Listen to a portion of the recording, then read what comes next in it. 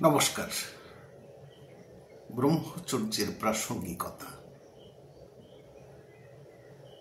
আমরা সকলেই সুখের পিয়াসী, কিন্তু যথার্থ সুখ যে কিভাবে প্রবর্তিত করা যায় তার হদিশ আমরা প্রায়ই রাখি না। ভূমাকে এই ক্ষুদ্র দেহ কুঠুরির মধ্যে নামিয়ে আনতে পারলে তখন এই দেহে আনন্দ আহ্লাদ আর ধরে না। ভূমা মানে বিরাটের, অর্থাৎ পরমাত্মার অবতরণ ও আবির্ভাব এই দেহে। দেহজ কাম, সঙ্গম, শুক্রক্ষয়ের কতটুকুই বা সুখাস্বাদন হতে পারে। অপরপক্ষে দেহজ, মনোজ, আত্মজ পরিশুদ্ধি সুখানুভূতির রসে ভরপুর হলে মানুষ নিজের ভিতরে পূর্ণতার আস্বাদন অনুভব করে কৃতার্থ হয়। মানসিক স্তরে যখন সুখ আসে তখন তা কি আমাদের দেহে শতগুণ শক্তি, উৎসাহ, আনন্দ, আহ্লাদের সৃষ্টি করে না? আত্মার আনন্দই কি আমাদের মনে ও দেহে ক্রমে নেমে আসে না? তাই শ্রী অরবিন্দের এই কথাটি স্মরণ করি, even this body shall remember god. এই দেহের উপরে সেই পরম চৈতন্যকে নামিয়ে আনার মধ্যেই আমাদের সকল সুখান্বেষণের চরম পরিণতি। সঙ্গমের নিবিড়তম মুহূর্তে একটি দেহ আরেকটি দেহকে নিবিড়তম আলিঙ্গনাবদ্ধ করেও কিন্তু পরিতৃপ্তি পায় না। বক্ষ ও কক্ষ ভেদ করে একেবারে অন্তঃস্থলের গভীরতম প্রদেশে সে প্রবেশ করতে চায়, কিন্তু সেখানে গিয়ে সে কি পায়? রক্ত, মাংস, হাড় ইত্যাদি। যা সে খোঁজ করছিল তা আলেয়ার আলোই থেকে যায়। মন ও আত্মার অধিকারের এলাকা এখান থেকেই শুরু। উপনিষদ তাই বলছেন, ন বা ওরে জায়ায় ওই কামায় ইয়ায়া প্রিয়া ভবত্তাত্মনস্তু কামায় জায়া প্রিয়া ভবতি। বৃহদারণ্যক উপনিষদ। মানুষ স্ত্রীকে যে ভালোবাসে তা স্ত্রীর জন্য নয়, আত্মাকে বা নিজেকে ভালোবেসেই সে স্ত্রীকে ভালোবাসে। আত্মপ্রীতি প্রধান লক্ষ্য। আত্মারূপী আমি তো ওই মাতৃ অঙ্গে প্রবিষ্ট হয়ে 10 মাস অবস্থান করেছি। অঙ্গের গভীরতম প্রদেশে স্বয়ং অধিষ্ঠিত হয়েছি। সমগ্র সত্তা দিয়ে অনুভব করেছি সেখানে অবস্থানের আনন্দ বা যন্ত্রণা কি। সুতরাং আমি যে ব্যাপারে আকাঙ্ক্ষিত, লালায়িত, তা আপন মূর্তিকেই পুনরায় নয়ন গোচর করতে চাই বলে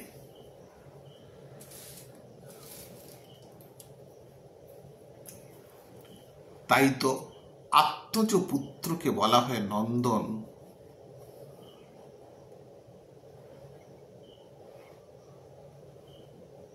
ওটি হলো বিশালাক্ষীর দেহ। অমৃতময় আত্মসৃষ্টির বদলে আমরা বিস্ময় আত্মহননে প্রমত্ত হই। প্রতিনিয়ত কোটি কোটি জীব ওতে অবগাহন করতে গিয়ে নিজেদের বিস্মৃত হচ্ছে। ওখানে অনেক বড় বড় ঋষি মুনিও তলিয়ে যায়। তাই করজোড়ে বন্দনা প্রার্থনা করতে হয়, মা তোর পাদপদ্মে আমায় শ্রদ্ধা ভক্তি দে।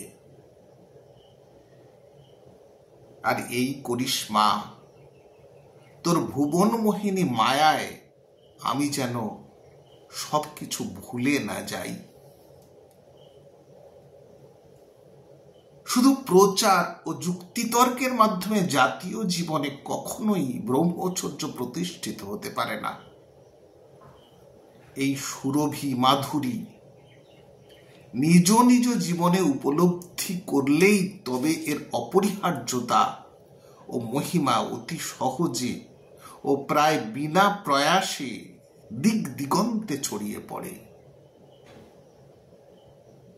ব্যক্তি জীবনে যদি বা এ কাজটি অপেক্ষাকৃত সহজ, কিন্তু সমষ্টি জীবনে এর উল্লেখযোগ্য প্রসার সবিশেষ দুরূহ এবং কত দিন, কত যুগ, কত শতাব্দী লাগবে তা সহজে বলা যায় না। তাই বলে জাতীয় লক্ষ্য ভিন্নতর হতে পারে না, অথবা হাল ছেড়ে দিলেও চলে না। স্বল্পম পশ্য ধর্মস্য ত্রায়ত মহত ভয়াত। এই অমৃত যাত্রার পথে আংশিক সাফল্য সামাজিক নানা বিশৃঙ্খলা, বিপত্তি, মহাভয়ের প্রতিষেধক রূপে কাজ করে। জাতীয় জীবনের সামগ্রিক বিকাশের জন্য আন্দোলন রূপে ব্রহ্মচর্য বা চরিত্র গঠনের প্রাসঙ্গিকতা এখানে। কাম ও প্রেম, সেক্স এনার্জিটা স্পিরিচুয়ালি অনেকটা আরেক পোল। ওটা যেন কয়লা, কিন্তু পোড়াতে পারলে কালো কয়লাই আলো হয়ে ওঠে।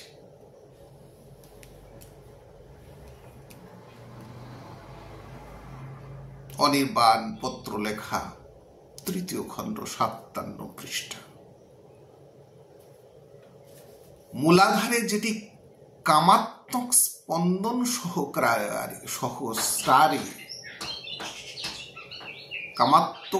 স্পন্দন সহস্রারে সেটি প্রেমের সমুজ্জ্বল দিব্য বিভাস। কামকে নিশ্চিহ্ন করে দিয়ে নয়, কামকে ঊর্ধ্বায়িত করাই হলো ব্রহ্মচর্যের সাধনা। কাম যেমন স্বাভাবিক, প্রেমও তেমনি স্বাভাবিক, বরঞ্চ তার চাইতে অধিকতর স্বাভাবিক, স্থায়ী, শক্তিশালী ও মূল্যবান। এটি প্রমাণ করাই হলো ব্রহ্মচর্যের সাধনা। বিষেই জীবনদায়ী ওষুধ। দেহের মধ্যে কাম আছে বলে ভয় পেয়ে নিরাশ বা বিমুখ হবার কিছু নেই। সে আমাদের জ্বালাচ্ছে, দংশন করতে চাইছে। এ যেন সসর্পে গৃহে বাস। ভয়ঙ্কর কাল সর্পই কাম। একটু বেকায়দা হলেই এটি ছোবলে সাক্ষাৎ মৃত্যু। অতন্ত্র প্রহরী হতে হয়, চৈতন্য সদা জাগরুক রাখতে হয়। নিমেষের শৈথিল্য মহা অনর্থ ঘটিয়ে তুলতে পারে। সাপের বিষে সুতীব্র গরল আছে, আবার সাপের সেই বিষেই জীবনদায়ী ওষুধের উপাদান আছে, অমৃতের নিশারা রয়েছে। প্রশ্ন, এই কামকে উৎপাটিত করে বিদায় দিলেই লেঠা চুকে যায়? না, তা নয়। ওটা আমাদের অস্তিত্বের সঙ্গে প্রায় অবিচ্ছেদ্যভাবে জড়িত। ওটা আমাদের ব্যক্তিত্বের প্রাথমিক উৎস। ওটা আমাদের জন্মস্থিতির সাক্ষাৎ কারণ।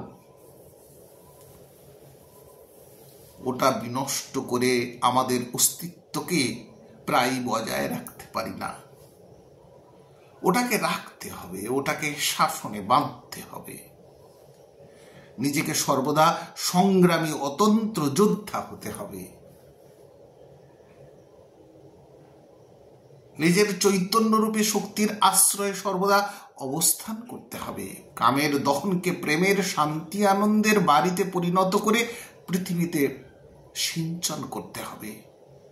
এটাই ব্রহ্মচর্যের উদ্দেশ্য, লক্ষ্য। সূর্যের মতো নিজে জ্বলে পুড়ে জগৎকে তাপ, আলো, প্রাণ ও আনন্দ বিতরণ করাই হলো ব্রহ্মচারীর তপস্যা ও সাধনা। জীবনের চলার পথে মানুষ কৈশোরের প্রথমেই এই কামের সাক্ষাৎ পায়, কিন্তু এটি যে দিব্য প্রেমের মূল উপাদান, এটি জীবনের শেষ ভাগেও বুঝতে পারেন কোটিতে গুটিক। জীবনের প্রথমে বোঝা তো প্রায় অসম্ভব। কামের আবরণে প্রেমের স্বরূপটি ঢাকা পড়ে আছে। কামের মোহিনী রূপের প্রকোপে আমরা প্রেমের সেই রূপটি দেখবার অবকাশ বা তাগিদ অনুভব করি না। পৃথিবীতে ৯৯% লোক কামের এই পঙ্কে নিমজ্জিত হয়ে তলিয়ে যায়। পঙ্কজ হয়ে ফুটে ওঠা তাদের আর হয়ে ওঠে না। আবার মুশকিল এই যে যতদিন সেইভাবে ফুটে উঠতে না পারছি, ততদিন কামও আমাদের ছাড়বে না। অর্থাৎ জন্ম মৃত্যুর চক্র থেকে আমাদের অব্যাহতি নেই। কাম অতি সন্তর্পণে আমাদের বারবার প্রেমের দিকে ইশারা করছে। স্থূল রুচি, স্থূল বুদ্ধি, আমরা সেটা ধরতে পারছি না।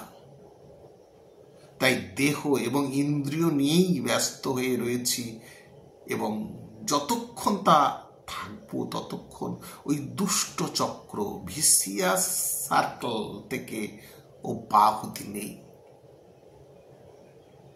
বারবার আমাদের যোনি ভ্রমণ করে কামের স্বাদ আকণ্ঠ পান করে। পরিশেষে এ থেকে অব্যাহতি লাভের জন্য কেঁদে আকুল হতে হয়। এটি কাম মুক্তি বা বাসনা মুক্তির ইচ্ছা। অনেক সময়ই কামের সহিত প্রেম এবং প্রেমের সহিত কাম এমনভাবে মিশিয়া থাকে যে অযোগী ব্যক্তি কিছুতেই তাহা বুঝিয়া উঠিতে পারে না। কিন্তু ভগবানের কঠিন দণ্ড একদিন বুঝাইয়া দেয় যে কাম ও প্রেম চিরকাল এক ঠাঁই থাকিতে পারে না। কামুক প্রেমিক হয়, কিন্তু প্রচণ্ড অন্তর্দাহ এবং তীব্র যাতনা সহিবার পরে, কঠিনতম বিচ্ছেদ অনলে দগ্ধ হইবার পরে, আগুনে পুড়িয়া কাম প্রেম হয়। যাহাকে অবলম্বন করিয়া কাম প্রবর্ধিত হইতেছিল, অনেক সময় চিরতরে তাহাকে হারাইয়া কামুক ব্যক্তি প্রেমিক হয়। স্বামী স্বরূপানন্দ পরমহংস অখণ্ড সংহিতা, ২য় খণ্ড, ৪১ পৃষ্ঠা। আসল কথা, কাম ও প্রেম হলো চাঁদের এপিঠ ও পিঠ। অনালোকিত পিঠ হলো কাম। আলোকিত জ্যোৎস্নাময়ী ভরা পিঠই হলো প্রেম। আমাদের দুটোকে নিয়ে চলতে হয়, সর্বদা প্রেমে ভাসো, তাহলে আর কামের দিকে যেতে হবে না। মনের গভীরে সংগোপনে নিজেকে নিষ্কিঞ্চন বৈরাগী হতে হবে। নিজের জন্য কিচ্ছুটি আলাদা করে রাখতে পারবে না। নিরন্তর চৈতন্য স্বরূপ শুভবুদ্ধির আশ্রয়ে থাকতে হবে। চেতনাকে সর্বদা সেই স্তরে ধরে রাখতে হবে। রাইফেল সর্বদাই তাক করে রাখতে হবে। এটি হলো সংক্ষেপে কাম জয়ের সংকেত। কাম একটা শক্তি। কাম একটা শক্তি। কামকে সরাসরি বীর্যক্ষয়ের মধ্য দিয়ে ব্যবহার করলে শক্তির যে প্রকাশটি ঘটে, কামকে নিয়ন্ত্রিত করে বীর্য ধারণ করলে তার থেকে শতগুণিত শক্তি স্ফুরণ আমাদের দেহ মন প্রাণে ঘটে থাকে। বাষ্পকে আবদ্ধ করে বাষ্পীয় যান চালাবার পদ্ধতি এক প্রাচীন ও প্রসিদ্ধ বৈজ্ঞানিক দৃষ্টান্ত। কামকে সুসংযত করতে পারলে তা আমাদের এই দেহ মনকে আশ্রয় করে নানা ভেলকিবাজি দেখাতে শুরু করে। অর্থাৎ ব্রহ্মচর্যের প্রভাবে মানুষ অনেক অসাধারণ কাজ অতি সহজে সম্পন্ন করে। কামেরও জগতে ও জীবনে একটা সীমিত প্রয়োজন আছে। ব্রহ্মের যদি কামনা থেকে, ব্রহ্মের আদি কামনা থেকে এই জীব জগৎ ব্রহ্মাণ্ডের সৃষ্টি। বহুস্যাং প্রজায়তি ছান্দোগ্য উপনিষদ।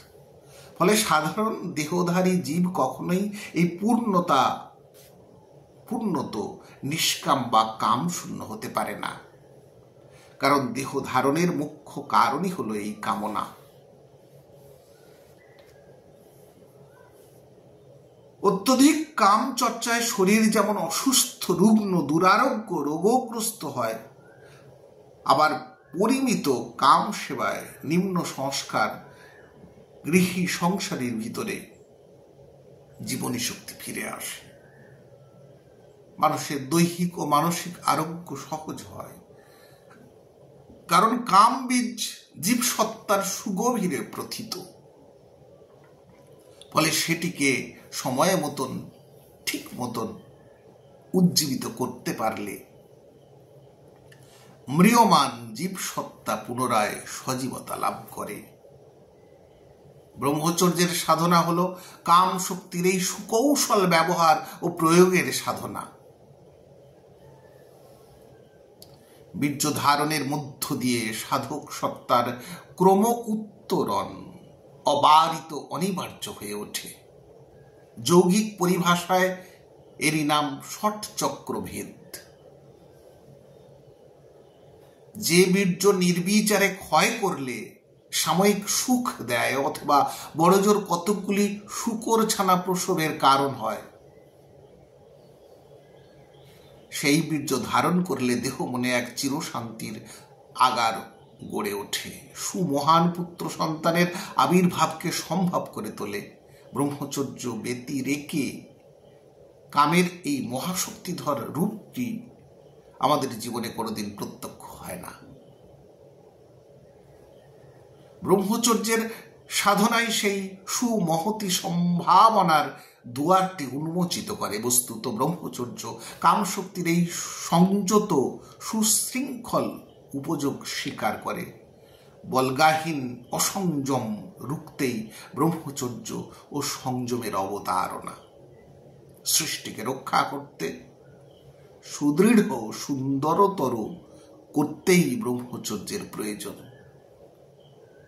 দুনিয়াটা কামের উপর চলে একথা যদি সত্যি হয়, তবে ব্রহ্মচর্য এই দুনিয়াকে উদ্ধার করার সামর্থ্য ধরে এ কথাও ততোধিক সত্য। কামেরই উল্টো প্রান্তে আছে ব্রহ্মচর্য। কাম যদি হয় অন্ধকার রাত্রি, ব্রহ্মচর্য হলো আলোকময় দিন। একই প্রক্রিয়ার দুটি ভিন্ন দিক মাত্র।